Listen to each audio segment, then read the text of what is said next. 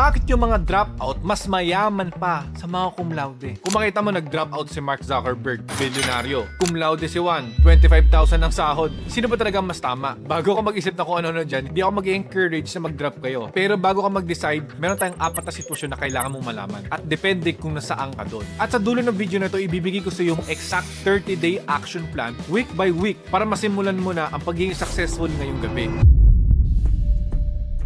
Mag-aral ka na mabuti, maghanap ka ng magandang trabaho, yayaman ka. Narinig mo na ba yan? Yan ang sinasabi ng nanay mo at ng tatay mo. Pero ito yung math. Hindi ko to opinion na, numbers to. Nagastos ka ng 4 years para mag-aral. Tuition, dorm, pagkain, transportation, lahat-lahat 500,000 hanggang 1 million pesos sa public college. Isipin mo yun, 500k to 1 million pesos. Alam mo kung saan nanggagaling yung pera na yun. Sa nanay mo nagtitipid ng 4 na taon, nagbabantay ng tindahan hanggang hating gabi. Kung sa private school ka naman nag-aaral, 2 to 4 million pesos. Dagdagan mo pa yung pera na hindi mo kinita habang nag-aaral ka. Kaya huwag ka muna magde-decide. Di ko naman sinasabi na huwag ka na mag-college. Mahalaga pa rin siya. Kasi hindi naman lahat na nagdidiskarte yung mayaman. Actually, mas marami pa nga nalulugi. Mas marami ang nagtatry ng negosyo at sumasablay kaysa nagsasucceed. So yung success rate ng pagdidiskarte medyo mababa.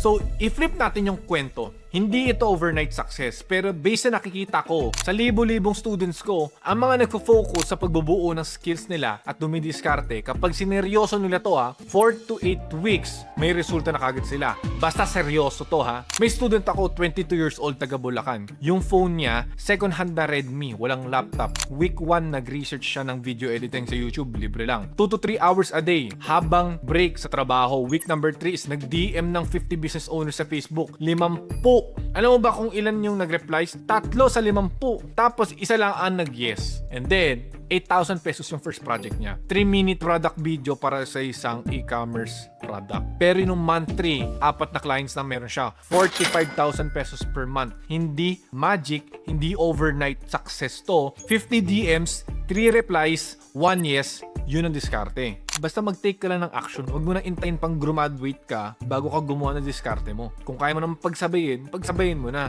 Noong nagde-decide pa lang ako dati, diploma ba pipiliin ko? Diskarte. Wala nagsabi sa akin na meron palang 4 na sitwasyon na kailangan mong malaman bago ka mag-decide. So, depende yung decision mo kung nasaan ka ngayon. Iba-ibang path. Walang isang tamang sagot lang. So, dahil wala nga nagsabi sa akin ng 4 na to, nagkamali ako. Kaya ngayon, ibibigay ko sa iyo yung 4 na to para hindi mo na ulitin yung pagkakamali ko. At ang importante is wag kang mag-i-skip papunta sa sitwasyon mo. Kasi bawat isa is may lesson na kailangan mo kahit hindi yung exact na sitwasyon mo. Situation number 1, 18 years old hanggang 21 years old. At may pera naman ang pamilya mo para sa pag-aaral mo. Actually, ito yung pinaka-unfair advantage na meron ka. Best position to sa lahat. Kung ganito ka ngayon, huwag ka magdududa. Kunin mo na kagad yung diploma. Habang bubuo ka ng negosyo mo sa side. 70% ng focus mo dapat nasa school. 30% ng focus mo is sa pagbubuo ng value or ng skill. Parang si Mark Zuckerberg, yung may-ari ng Facebook at Instagram. Nag-aaral siya habang ginagawa niya yung Facebook. Tsaka na lang siya nag-drop nung meron na siyang working product. Yun yung situation number 1. Pero kung wala kang pang-aral, dito na magiging interesting kasi dito na sa situation number 2 ang pinaka-unpopular opinion ko. Ang situation number 2 natin is 18 to 21 years old na walang pang-aral. Ito yung unpopular opinion.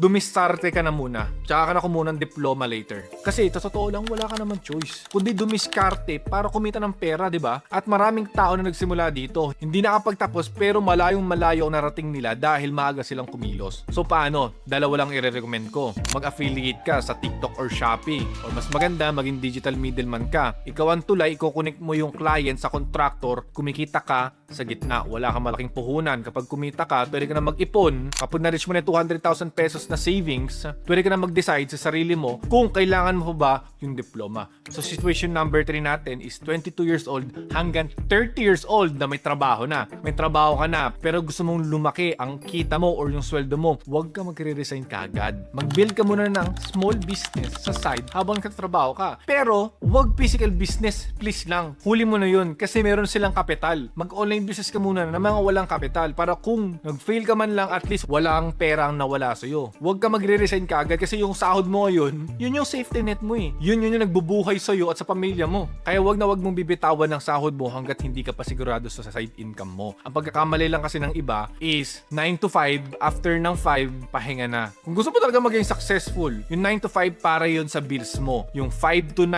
mo, ayun yung para sa future mo. Situation number 4 natin is para sa mga 22 hanggang 30 years old. Walang trabaho, walang skills, kailangan mong kumita ng pera kagad. Hindi mo na kailangan mag-spend pa, bumalik ka sa school, bumalik ka sa college para kumuha ka ng diploma para kumita kagad. Hindi. Wala ka ng oras para doon. Mag-invest ka na lang kagad sa skills, hindi para sa degree. Pumili ka ng isang valuable skill online. Yun lang ang gagawin mo. Mag-aral ka kung paano mag-video editing, mag-copywriting. Bakit? Kasi lahat ng mga businesses ngayon, nagiging media business na. Yung content creators at mga businesses kailangan ng tulong at kayo ang hinahanap. Aralin mo lang kung paano to, 2 to 3 hours per day for 4 weeks. Libre yan sa YouTube. And then kapag natutunan mo na siya, tuloy ka na mag-offer ng services. Ganun lang kasimple. Ngayon, sinabi ko na sa yung 4.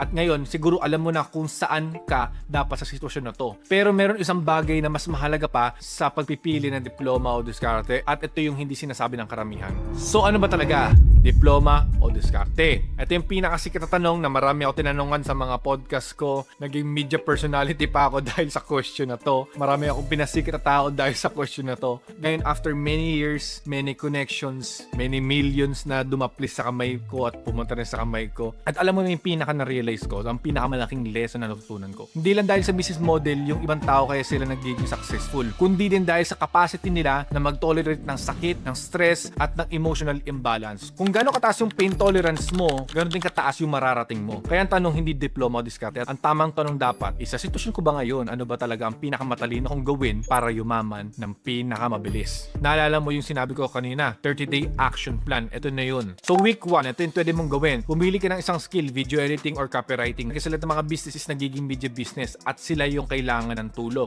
Week number 2 is aralin yung mga basic. Libre lang to sa YouTube. 2 to 3 hours a day lang kailangan mo. Hindi mo na kailangan pa mag-invest ng napakamahal na course para lang makapagsimula. Week number 3 is maghanap ka ng mga first client mo online. Kahit mga local business mo, kaibigan mo, maghanap ka sa Facebook group, mag-offer ka sa mga mababang presyo or libre sa una. Ang kailangan mo lang naman dito is feedback galing sa kanila para makapag-improve ka. Week number 4 is deliver. Get mo yung feedback, kunin mo yung testimonial, at yun yung kailangan mo para kumita ka pa ng mas malaki sa susunod mong client. Meron ako estudyante, si John. 20 years old, nag-start lang siya noong November. Within 1 month, November hanggang December, 4 clients kagad na nakuha niya. 6-digit earner na siya. Noong panahon na yun, ngayon 7-digit earner siya. Isang buwan lang yun. Yun yung nangyayari kapag sinunod mo yung steps at hindi ka tumigil. Ganun lang kasimple. Hindi ko naman sinasabing madali, pero simple lang. At syempre, meron tayong mas mabilis na paraan para kumita ng malaking pera na hindi mo na kailangan matuto na mag-aral ng skills at pwede kang kumita ng 100,000 pesos per month online. Same business model lang, iba lang yung approach. Yun yung ginagawa ko, kaya ako yumaman ng sobra-sobra. Nabili ko yung bahay at kotse na gusto ko. At yung training na to, binibenta ko to dati, ngayon binigay ko na lang siya ng libre. So pwede mo na panoorin yung free training na yon sa baba.